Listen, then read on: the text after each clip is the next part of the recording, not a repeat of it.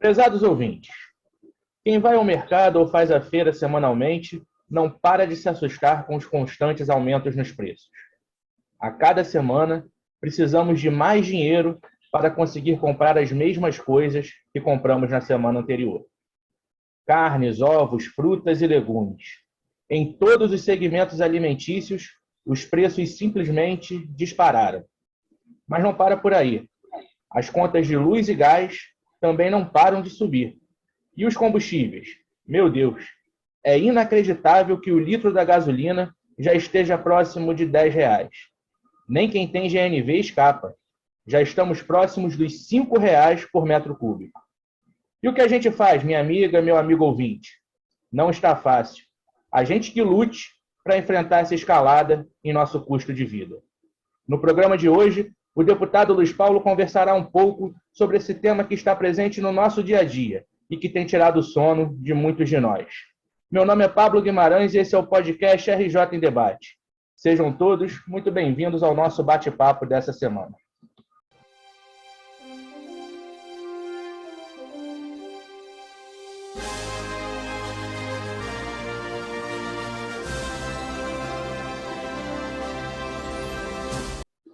Bom dia, deputado Luiz Paulo, como vai? Bom dia, Pablo. Bom dia, senhoras e senhores ouvintes do nosso podcast RJ em Debate. Deputado, o senhor é uma pessoa que costuma ir à feira, né? Tem um histórico, gosta de ir à feira.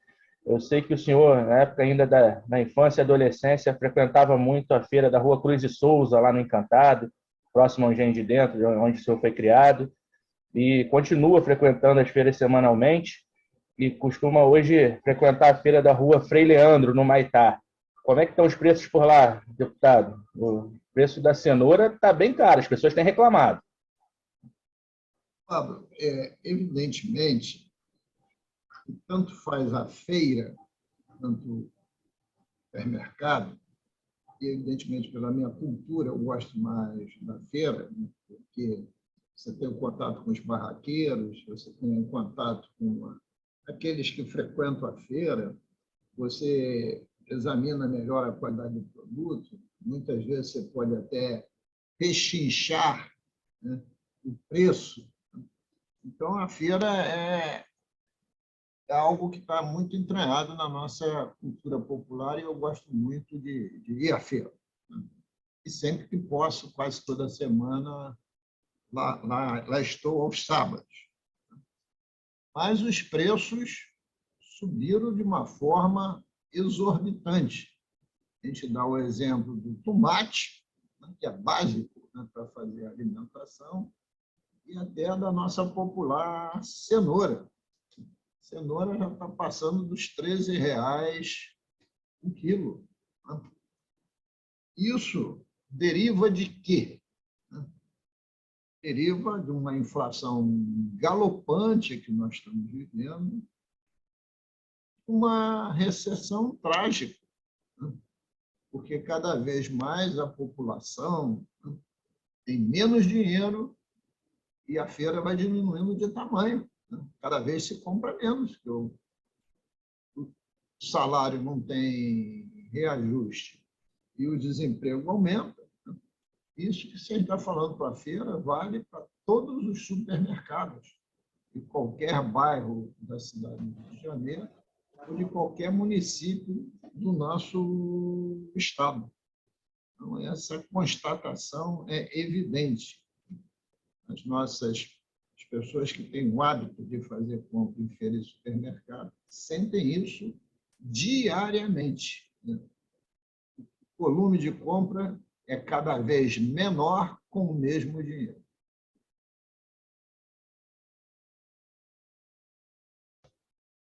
Verdade, deputado. O senhor citou aí a inflação galopante, né? Essa inflação impacta a todos, mas ela atinge especialmente as famílias com menor renda, não é isso, deputado? Sem dúvida nenhuma, né? Tem uma renda baixa, essa renda não tem elasticidade, o dinheiro acaba. Se o dinheiro acaba, é aquilo que eu disse, né? Você compra menos produto com o mesmo dinheiro. Então, essa questão da alimentação é importantíssima, né, em relação às pessoas de menor renda, né? Até porque também o efeito dos impostos, principalmente do ICMS, que é o Imposto sobre Circulação de Mercadorias e Serviços, ele é um imposto horizontal. Ele atinge o mais rico e o mais pobre de forma igual. Só que tem que o mais pobre não tem a renda do mais rico, né? Ele não é um imposto progressivo como é o imposto de renda. É o mais pobre e aumenta a taxação do mais rico. O ICMS atinge a... Então, esta questão da inflação é gravíssima. Tanto é que o governo federal elevou a taxa Selic, que é a taxa de juros, a taxa Selic é a taxa de juros oficiais, nessa última semana, para 11,75%. Agora, quem é que vai tomar empréstimo a uma taxa Selic dessa, né? Então, a questão, se só taxa de juros resolvesse, seria muito bom. Mas taxa de juros é só um dos instrumentos que pode se aplicar, né? Mas nós vamos aprofundar esse debate para mostrar também quais são as causas reais dessa inflação. Certo, deputado. Antes da gente aprofundar um pouco mais esse debate, até voltar a essa questão dos juros e da recessão que o país está vivendo, vamos falar rapidamente também do aumento dos combustíveis, que, na verdade, tem sido o centro do debate na última semana. A gasolina, por exemplo, já está chegando a R$ 10 em alguns postos. E é claro que isso tem se agravado com a questão da guerra na Ucrânia, mas é algo muito grave, porque acaba impactando toda a cadeia de produtos, não é isso? Sem dúvida. Porque eu costumo dizer, Pablo, que é o sistema de transporte que viabiliza o processo produtivo. O que eu quero dizer com isso?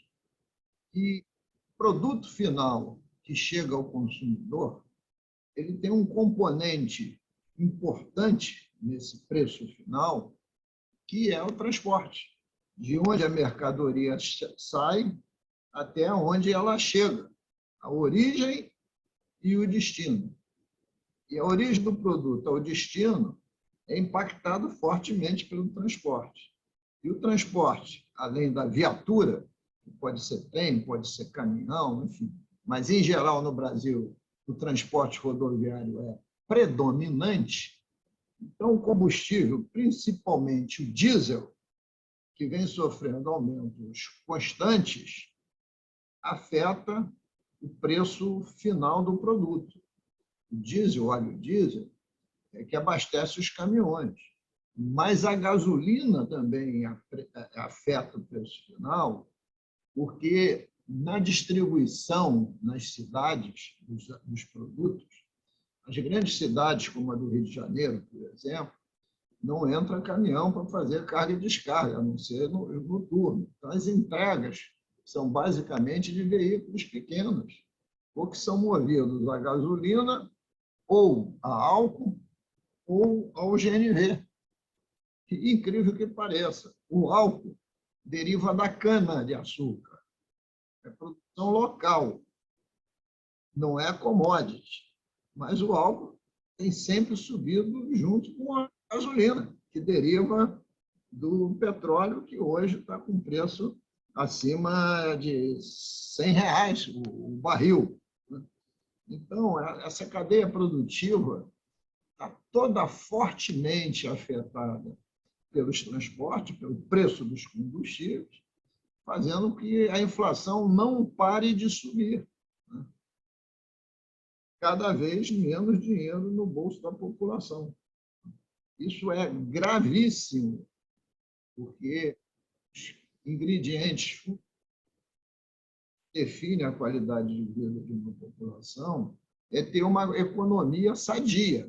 E a nossa economia está doente, com inflação e recessão. E isso se agrava ainda mais com os constantes aumentos nas contas de luz e de gás, né, deputado? Sim, Pablo, porque nós falamos do componente transportes, né, no aumento do preço do produto para o consumidor final.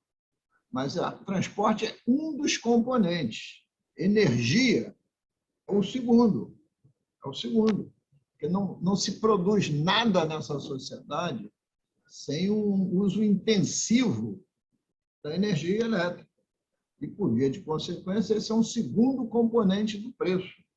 Mas a energia também bate direto no bolso do próprio consumidor, que num verão como esse, precisa ligar o seu ventilador, a classe média, o seu aparelho de ar refrigerado, né?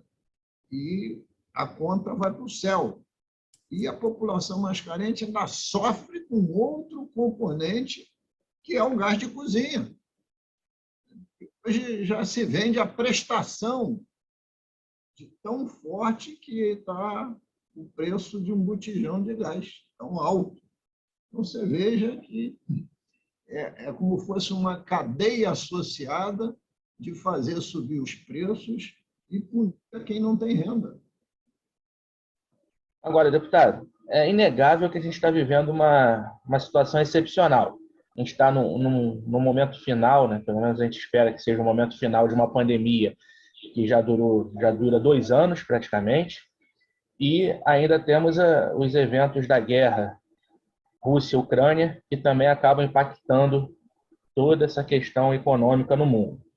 O que a gente deve fazer num momento de excepcionalidade como esse? Você acha que o governo deve controlar artificialmente os preços, deve estimular atividades que gerem aumento de renda? Qual a saída para esse momento que a gente vive, deputado?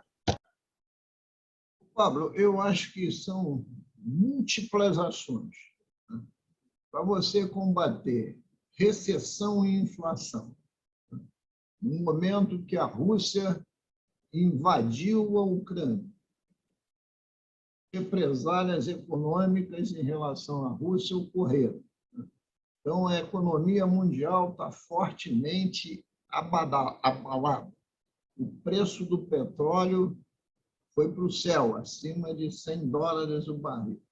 O que fazer? Este é o grande desafio. Evidencia-se que é preciso ter algum controle sobre o repasse dos reajustes do barril do petróleo aos preços dos combustíveis. Precisa ter algum controle, porque nós estamos vivendo um momento excepcional. 2 anos de pandemia e já praticamente 1 mês de guerra da invasão da Rússia à Ucrânia, com consequências desastrosas na nossa economia, fora as consequências desumanas para a população da Ucrânia. Olha, então, ter em condições excepcionais o controle desses reajustes repassados aos combustíveis é mais ou menos um vovó viu a uva. Mas isso resolve? Não, é um componente. Porque o que você precisa é apostar em investimentos estruturantes e produtivos que possam gerar emprego e renda e possam gerar infraestrutura produtiva para o Estado e para o nosso país. Aí vem uma grande contradição, que tem que ver a excepcionalidade. Inventaram lá no governo federal essa história do teto de gastos e querem botar dentro do teto de gastos os investimentos. Se botar investimento no teto de gasto, os estados não vão conseguir investir. O estado do Rio de Janeiro tem em caixa hoje, Paulo, 6,7 bilhões de reais. Isso não pode ficar dentro do teto de gasto. Agora, e esses investimentos ser escolhidos de uma forma, de uma sensibilidade política, sim, mas de uma forma muito criteriosa, com estudos de viabilidade, com critério, com ciência, para que realmente sejam investimentos, volto a dizer, estruturantes e que sejam geradores de emprego e renda. porque você não sai da recessão sem geração de emprego e sem aumento de renda. Não há hipótese. E o pior cenário econômico que existe no mundo é o que está hoje instalado no nosso país. Recessão associada à inflação. Os preços não param de subir e a moeda que circula diminui, porque a renda não cresce. Então, isso é algo que... Então, precisam os governos, do governo central, governos estaduais, enfrentar isso de uma forma mais orgânica, né? Volto a dizer, geração de emprego e renda é fundamental. E também abrir essas conversações, já que se vive num mundo de insegurança, para que venha para o Brasil investimento produtivo. E quando você bota uma taxa Selic de 11,75, que é o juro, isso atrai dinheiro, mas atrai o capital hospedeiro, que fica enquanto ele estiver sendo bem remunerado pela taxa de juros.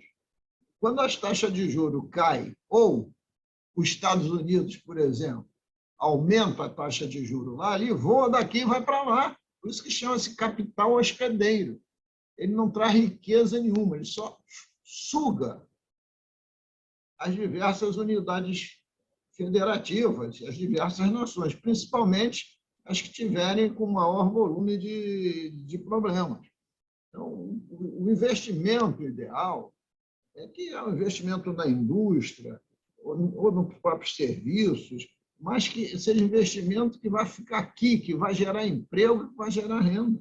Essa tem que ser a aposta do governo. E o governo, com seus próprios investimentos, no Tesouro, no sentido de fazer o Estado desenvolver e também gerar emprego e renda. Deputado, o senhor já citou aí essa questão da mescla da inflação alta com a recessão, que torna a nossa situação especialmente delicada. Né? É dos piores cenários econômicos. A gente, às vezes, né, tem o costume de ver a inflação crescer quando a renda, né, da população está aumentando, e aí isso acaba gerando um aumento na inflação. Mas o que está acontecendo agora é aumento da inflação sem dinheiro na praça. Né? As pessoas já estão endividadas e a inflação não para de subir mesmo assim. Qual o quadro econômico que o senhor vislumbra daqui para o final do ano? O senhor é otimista, vê o copo meio cheio ou meio vazio? Pablo, não dá para ser otimista, né? Nós vamos iniciar, daqui a poucos dias, o mês de abril. Vamos estar a 180 dias das eleições para a presidência da República, Senado Federal, para governador, para deputado federal e para deputado estadual.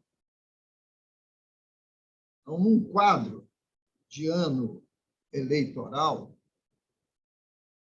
aqueles que estão sentados nas cadeiras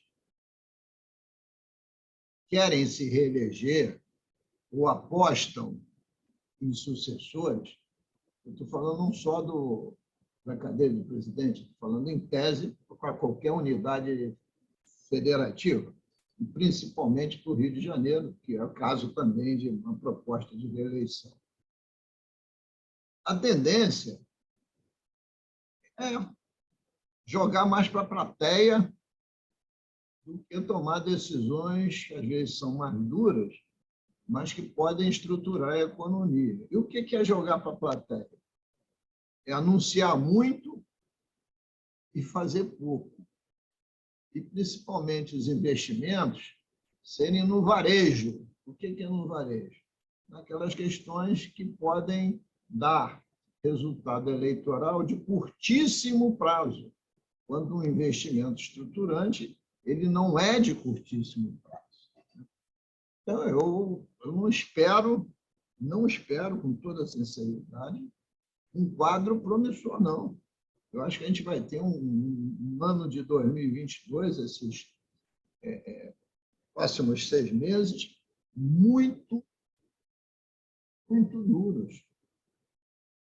Acho que a economia mundial, depois que pacificada essa guerra cruel da invasão da Rússia à Ucrânia, o quadro da economia mundial será totalmente outro. E ainda não se dá para se ter uma correta avaliação. Então, um quadro que eu vislumbro na economia até o final do ano é de intensa preocupação. Isto quer dizer o seguinte: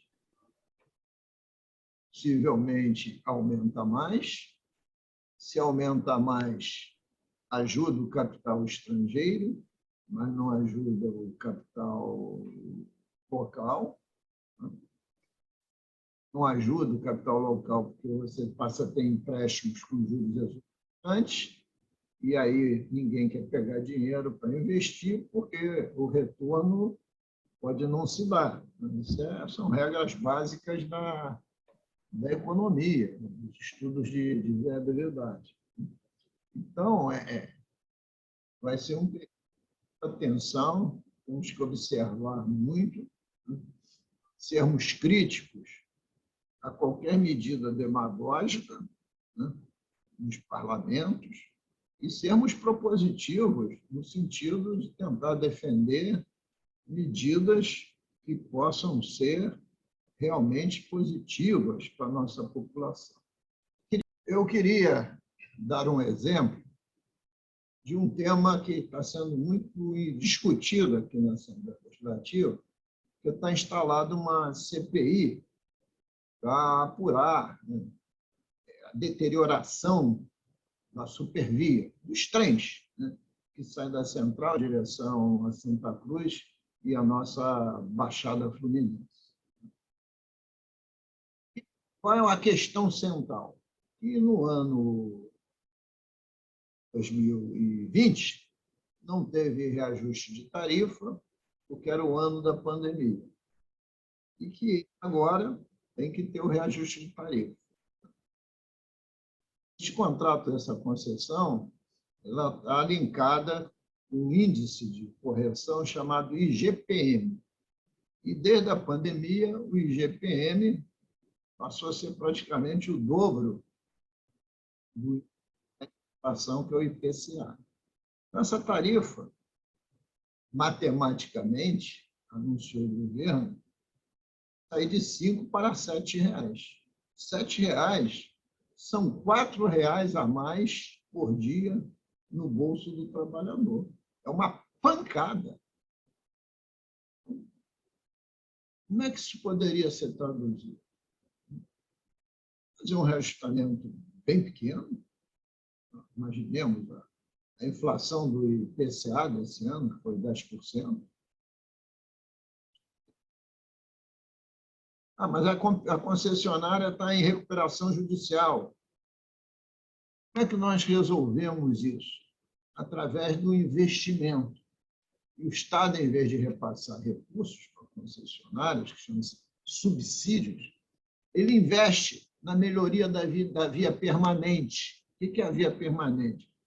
Os trilhos, os dormentes, a infraestrutura. Afinal, essa via permanente está desgastada, que os trilhos estão descarregando.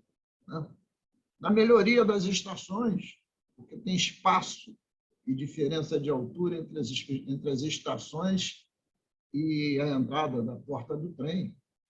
Na colocação de banheiros nas estações, porque estas obras vão melhorar essa infraestrutura do trabalhador, mas, ao mesmo tempo, está gerando emprego e renda. Então, através de decisões desse tipo, desse só um exemplo, é que você pode ter investimentos mais estruturantes gerando emprego e renda. Perfeito, deputado. Embora as previsões não sejam as mais otimistas, o que a gente espera é que, ao menos, aqueles que estejam no comando da nossa economia, seja em nível federal, seja aqui no nível do estado do Rio de Janeiro e de outros estados, a conduzam com a responsabilidade devida. E agradecendo mais uma vez aos nossos ouvintes, eu encaminho agora para o quadro Bola Dentro e Bola Fora, com os destaques positivos e negativos da semana na análise do deputado Luiz Paulo.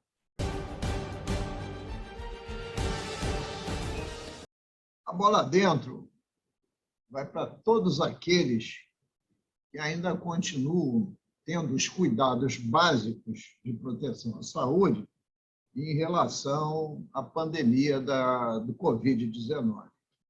É certo que a pandemia está alastrada pelo mundo todo e que ela diminuiu sensivelmente, mas também é certo, né, que ela não acabou.